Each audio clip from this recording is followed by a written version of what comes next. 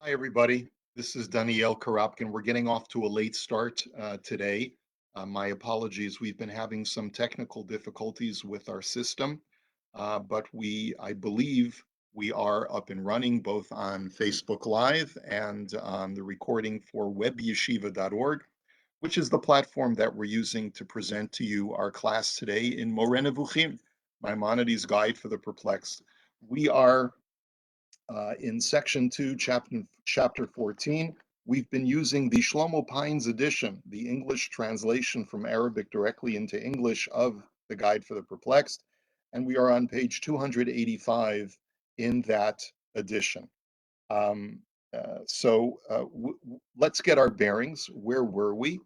We finished last time chapter 13, where the Rambam had told us that there are basically three arguments or three models that he will be dealing with in representing the origins of the universe, cosmogony. One is the creation account, which the Rambam says perforce is a story of creatio ex nihilo, bria yesh me'ayin, a creation from absolute nothing into all of existence. Second opinion was the opinion of Plato, that God created the world, but out of a pre-existent primordial formless matter. And the third model, which the Rambam portrayed as being completely unacceptable and outside the pale, was that of Aristotle, what we would call a steady state universe, that everything that exists today is as it always has existed. The Rambam alluded to the reason why Aristotle subscribed to this from a theological or philosophical point of view. And that is because the originator of the universe is this prime supreme being. Aristotle called it a prime mover. The Rambam calls it God, the God of the Bible. But that supreme perfect being is immutable and unchanging. And to suggest, therefore, that at some point in God's existence, God changed his will to decide to go from nothing to something is problematic. It's contradictory to our belief in a perfect, unchanging being. And that was one of Aristotle's prime reasons. But in this chapter, the Rambam is going to present us with 9 Aristotelian arguments as to why the universe must have always existed as it is today, why a narrative of creation of something from nothing or something from even primordial matter is not acceptable for Aristotle. It's a technical chapter in the sense that it relies on Aristotelian logic and argumentation. And so to simplify it for you, we have an outline. And I'm going to put that outline on the screen for those of you who are just listening by audio on our podcast, or if you would like to, even if you're watching it on video, you can always download the handout. We have a Facebook group called Shiur in Moreh Nevukhim. And so all you would need to do would be to open up a separate tab on your browser, scroll down to where you can find the PDF of that on the Facebook group page, and just download it. Or you can download it from webyeshiva.org's website, which has a course description for this course. But we'll share the screen now.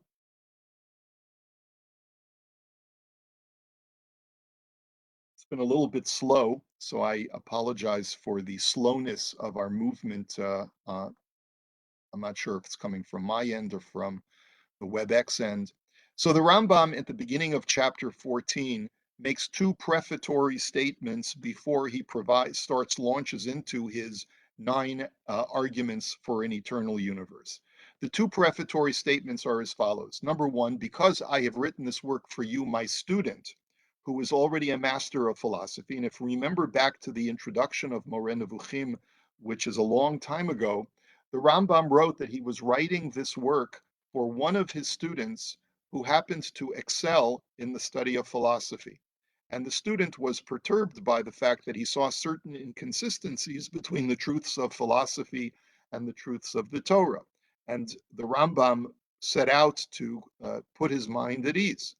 Now, because I see that I've written this for you, my student who is already a master of philosophy, I don't need to detail every philosophical argument, but rather only their main points and objectives. as I have done when discussing the Mutakalimun at the end of section 1. And I refer you to chapter 2 of the second section, where the Rambam had a section in chapter 2 called the Preface, where he explained also that his objective in presenting philosophical arguments in Moreh Nevukhim is not for the purpose of fleshing out a comprehensive presentation of the philosophy of Aristotle. That's something that you can find in the philosophy books. His objective here is to explain how the Torah and its various verses that depict God are reconcilable with that philosophy. And so all we need to do is to present to you the major points and the objectives, and then to line it up with Torah. The second point that the Rambam makes is that Aristotle's views are important and worthy of consideration, and that's more so than any other philosopher that the Rambam is aware of. Therefore, when we find grounds to refute or at least raise doubts about a point made by Aristotle, we will make sure that our points of refutation are stronger than any other arguments we could make against others' views. In other words, when you have a formidable opponent, you have to pull out the heavy artillery. And that's essentially what the Rambam is saying. Aristotle is the most formidable philosopher that has ever lived. If we therefore find something that is problematic in the writings of Aristotle in that it directly contradicts the Torah, we must therefore pull out our most heavy artillery in order to be able to combat it, because we do not dismiss Aristotle lightly. So, and that's the reason why the Rambam pays so much attention and is so and really does flesh out these 9 arguments that we're going to be presenting now. And in the ensuing chapters, the Rambam will show us why none of these 9 arguments will be able to counteract the Torah's narrative of creation. And so these 9 arguments are divided into 3 parts. We're going to see first 4 arguments that were presented by Aristotle himself to directly argue for an eternal universe. We're then going to see 3 post-Aristotelian proofs that argue based on God's essence why the universe must be eternal. And then we'll see 2 final arguments for the impossibility of creation. We'll just leave it at that, because those last 2 arguments are a little bit vague as to why, what they're almost like, and uh, by the way, 2 extra ones is the way the Rambam seems to present it. But in any event, let's look at the first 4 arguments. We call the first proof by motion. And the argument goes as follows. Anything that is currently in motion must have an antecedent that was also in motion that causes the current body to be in motion, causing it to move. Now, there cannot be an infinite series of causes and effects, even among non-physical things. This is just a direct quote from premise number 3 of the 26 Aristotelian premises that we learned in the introduction to section 2 of Moreh Nevukhim, that the Rambam accepts. We must thus conclude that the first motion, i.e., that which causes all other things to move, must be eternal. In other words, there must be some kind of existence that predates all things that are currently moving. Even if you were to argue that there is a chain of movements, one causing another to move, we would still have to come to a point where there's a first mover. And that first mover, the thing that is pushing things into motion, we know that God is the first mover.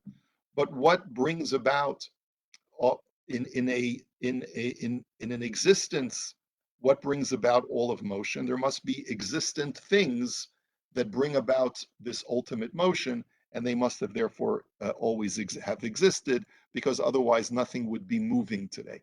So that's the proof by motion.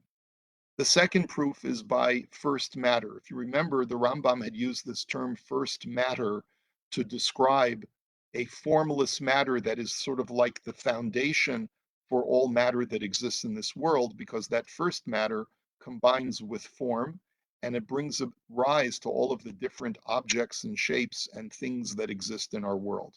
So he says first matter, which is the formless matter that gives rise to all formed matter in our world, must be eternal.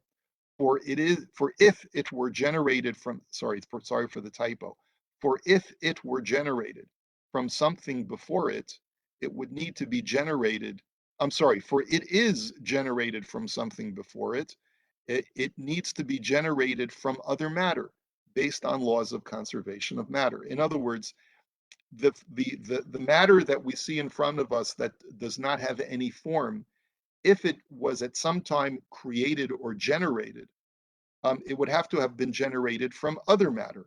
Any matter that is generated from other matter must be endowed with form, since otherwise, how would it be differentiated from the form from which it was generated originally? If both types of matter are formless, then what is the difference between the origin matter and the generated matter? That's the way the commentary Shem Tov on the Rambam understands it. And he says, but this is a contradiction, since first matter does not have form. We must conclude that first matter was never generated, and as such has existed eternally. So that's the second argument, proof by first matter. First matter, which is formless, must never have been generated, ergo, it must have existed eternally. Argument number three. And by the way, let me just insert here, the in order to fully appreciate these arguments, you have to be completely immersed in an Aristotelian milieu of thinking. And that's why some of these concepts are foreign to us. Proof by heavenly matter. Now recall that according to Aristotle, heavenly matter is unique to the heavens and is different from first matter, which makes up the things of this world. And he writes, all heavenly bodies are in a constant circular motion, which indicates that there is nothing that opposes their motion. Circular motion, Aristotle argued, is the only type of motion that can be perpetual because it doesn't face any resistance and constantly comes back onto itself. The only thing which causes material objects to cease to exist is when they are opposed by other objects. So since heavenly bodies have no opposition, they will exist eternally. Anything not subject to passing away, that is anything that will exist eternally, is also not subject to generation. This is part of a four-part proposition by Aristotle that says A, everything that is subject to generation is subject to passing away. B, everything that is subject to passing away is subject to generation. C, everything that has not been generated will be eternal, that is, it will not pass away. And finally, D, the main point that he wants to bring about to show that our universe has no origin point, is that everything that will not pass away has not been generated. So once we can prove that the motion of our universe will never cease, then that implies automatically by logic that it has no origin point, it had no start point either. If it's eternal going forward, it's also eternal going backwards as well. That's argument number three.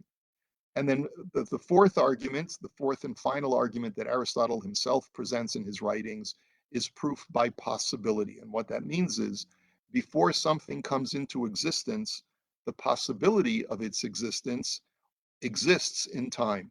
In other words, before a carpenter creates a chair, the possibility of the chair exists in time before or a day before the chair is actually created.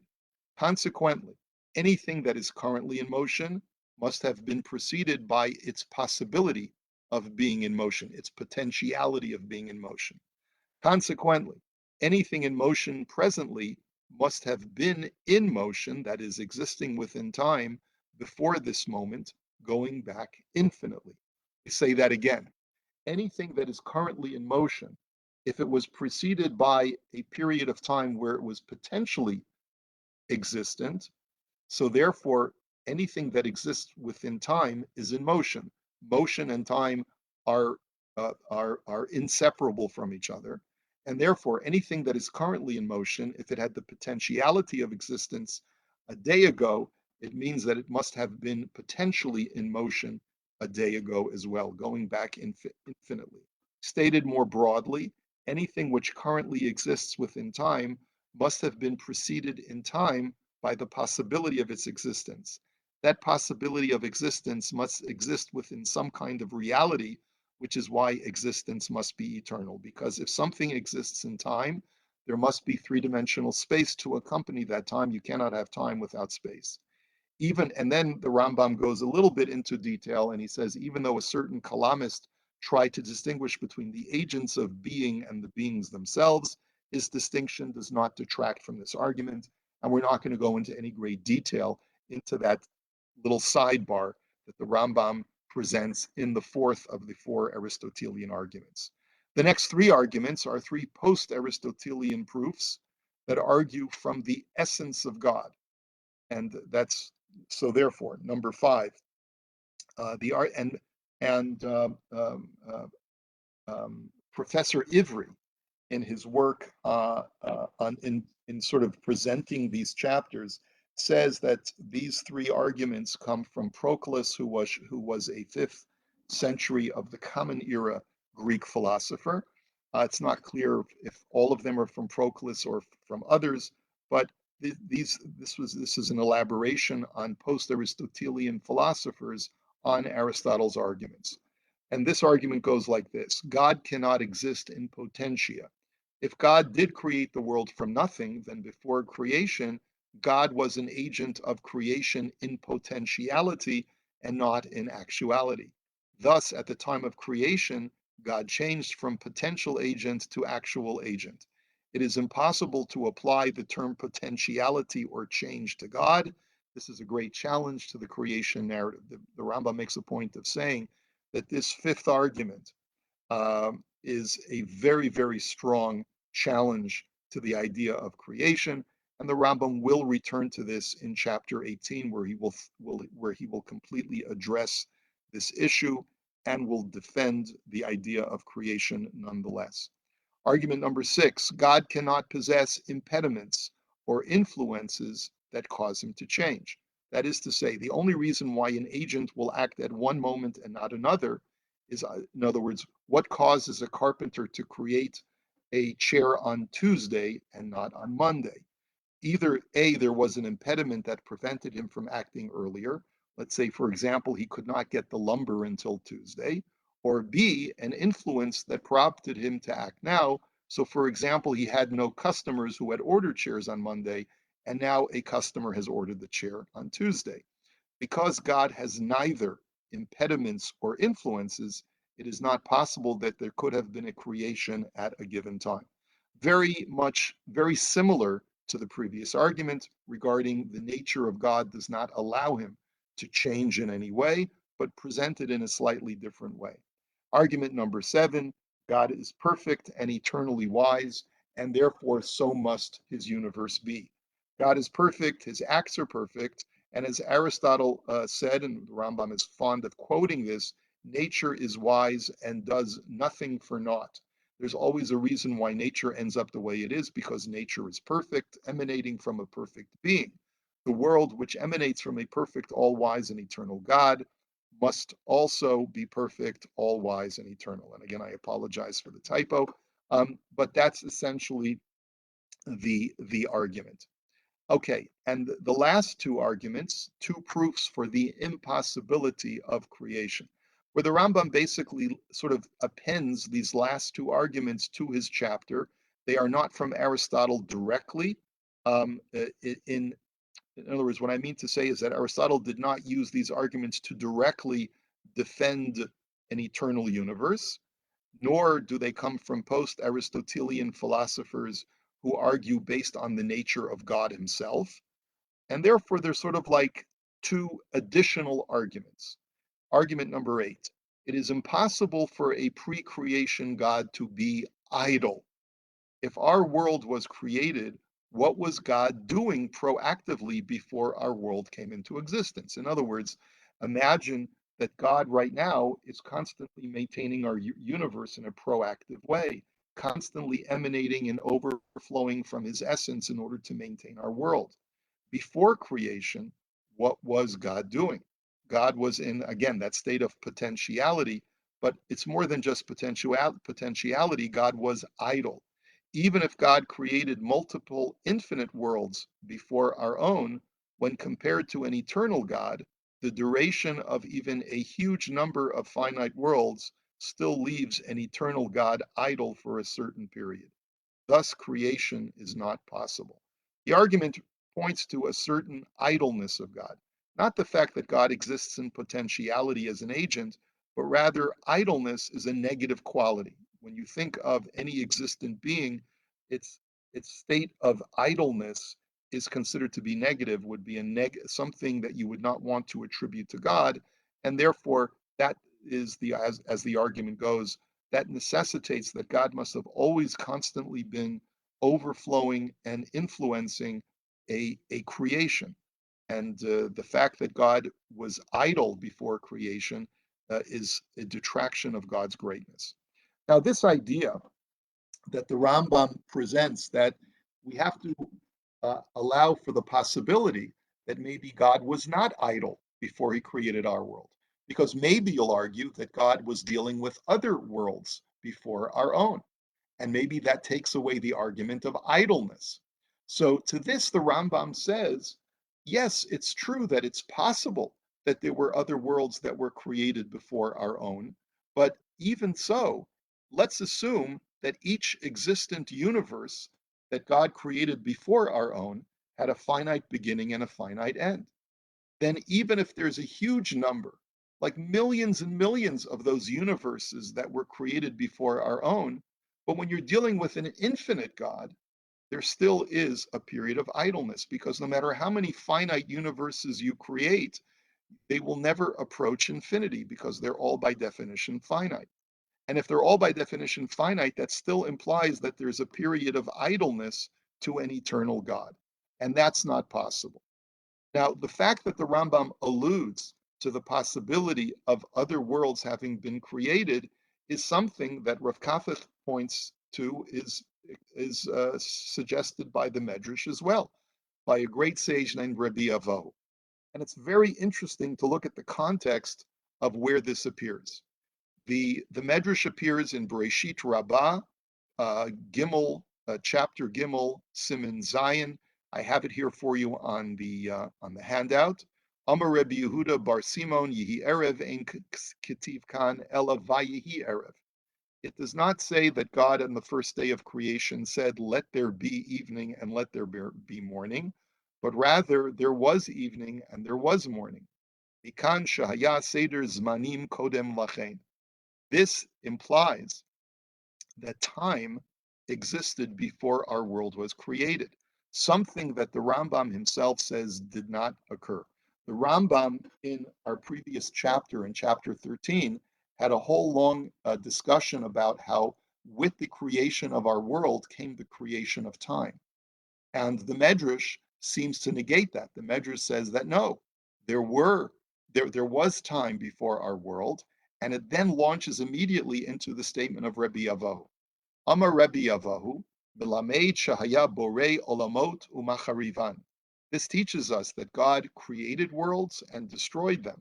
There were previous iterations of reality, of existence, before God created our world. God destroyed those worlds and then created our world. So when we read the book of Bereshit, of Genesis, it's just the narrative of the Genesis of our world, without dealing with what pre-existed our world. Ad shebaraet elu, Omar Dain Hanyan Li, Yaton Lo Hanyan Li. And the reason why God had destroyed the previous worlds is because God was unhappy with the previous worlds that he created. And when finally he created our world, he was satisfied. Um, and that's implied by the words Vayar Elokim et kol asher asa v'hine tov ma'od. God saw everything that he made in this world, and behold, it was very good. And that implies that the previous iterations of reality that God had created were not as pleasing to him. But the point is that it's clear from Chazal that that there at least are some of our sages who subscribe to this idea of previous iterations of existence before our own. Now, this is very telling. The Rambam may therefore be suggesting as follows: even if you will subscribe to those words of Chazal in order to bolster or in order to deflect the Aristotelian argument of God can't be idle, even if you'll use this medrash to try and counter that Aristotelian argument that God can't be idle because there were previous existences, that's still not going to completely deflect the argument of idleness, because no matter how many worlds God created, if they're not, if none of these worlds are infinite, but rather each one of them is finite, you can never approach infinity. And since God is infinite and in his eternality, there must have been some period of time that he was idle, if time truly did exist. And so note that the Rambam entertains the possibility of this medrash. And even though in chapter 13, our previous chapter, he said that God only created time when he created our world, he still is willing to say that that's the reason why I believe that, is because I believe that time and space are interwoven and you cannot have one without the other. And since the creation of our world was the creation of space, it must have also been the beginning of the creation of time. But even with, and don't tell me that Chazal suggest otherwise, because that argument of Chazal, perhaps I don't subscribe to. Maybe it's a dat yachid, it's something that only Rabbi Avohu subscribes to. And even if you'll use that because you feel it'll help argue against the Aristotelian argument for an eternal universe, it's not going to help you. So that's the way I would present it, is that the Rambam may be aware of this medrash, he may not agree with this medrash, and is also further saying that those who think that this medrash will help you in bolstering the account of creation, you're mistaken, that medrash will not assist you. And finally, the last argument, and this is what we'll end with for today, is that a very interesting argument of consensus of humankind. And that is, and this, he says, comes from Aristotle directly. Once mankind arrived at consensus that the heavens are eternal, they asserted that the heavens are the dwelling place of the eternal God. Now, where did man get this concept that the universe is eternal? It's not something that sprouted up one day from a group of philosophers. There was an ancient consensus that the universe is eternal. How do I know that, says the Rambam, or says Aristotle?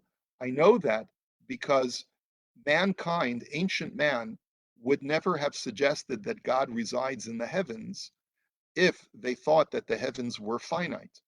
Because since God is infinite, you cannot say that his residence is in a place that is finite. The only way that God can reside in a place is if it has an infinite nature that is in accord with God. So the fact that mankind came to the conclusion that God resides in the heavens means that the consensus of ancient man was that the heavens are eternal. Anything that mankind accepts unanimously must be a truism, not invented by philosophers. Now, this is an interesting point. I just want to make mention of the fact that Rabbi Yehuda Halevi, at the beginning of his Kuzari, makes the very same citation of Aristotelian philosophers. And the argument that he makes is that whatever man arrives at by consensus, if the majority of mankind believes in something, then the majority decides the truth. And Aristotle felt strongly about that, that when you have popular consensus about something, it means that man's intellect en masse must have received this idea from some higher source that implanted it within man. You may call it the active intellect, call it whatever you wish, but there seems to be some collective consciousness, according to Aristotle, that comes from a higher source. And if all of mankind believes in something, it must be that it came from some higher source of absolute truth, and therefore there is a greater likelihood that it is accurate. Rabbi Yehuda Halevi rails against this kind of attitude. I mean, if anything, Judaism is the minority faith, and yet we still assert its truths, and therefore we cannot take that argument of Aristotle at face value and say, well, just because the majority of mankind disagrees with the arguments, the faith claims of Judaism, that there's a problem with it. Not at all. Many times even the entirety of mankind can be diluted into something which is not real. And we've seen that multiple times over the course of human history. But nonetheless, Aristotle's belief is that the fact that mankind came to the conclusion that the heavens contain God means that mankind believes that the heavens are eternal, and that in itself is an argument for an eternal universe, because man as a whole believes it. Okay, so these are our 9 arguments, and I don't know that it's necessary for us to review them, but let me just review the structure. The first 4 arguments, proof by motion, proof by first matter, proof by heavenly matter, and proof by possibility, were stated by Aristotle himself to directly address why the universe must be eternal. The next 3 arguments that the Rambam presented were by post-Aristotelian philosophers who followed in Aristotle's footsteps, who presented arguments based on the nature of God, that the universe must be eternal, because if the universe were at some time created, that would suggest that there's something wrong or something imperfect about God himself. And the final 2 arguments, argument number 8 is also of that same genre, but the Rambam, for some reason, does not include it in that set of 3, and basically says that God would have to have been idle at some point if the world was created, and God cannot be idle.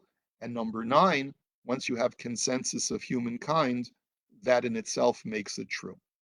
The Rambam concludes the chapter this way, and of course, over the ensuing chapters, we're going to see him dismantling each one of these 9 arguments.